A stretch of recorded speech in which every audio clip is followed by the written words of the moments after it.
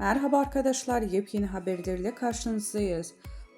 Afra Saraçoğlu Etiler'de Beci adlı mekanda görüntülendi.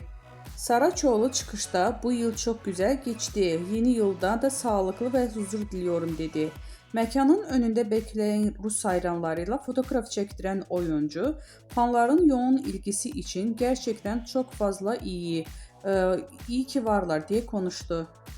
Afra Saraçoğlu, "Hayatınızda biri var mı?" sorusuna "Şu anda kariyerime odaklıyım.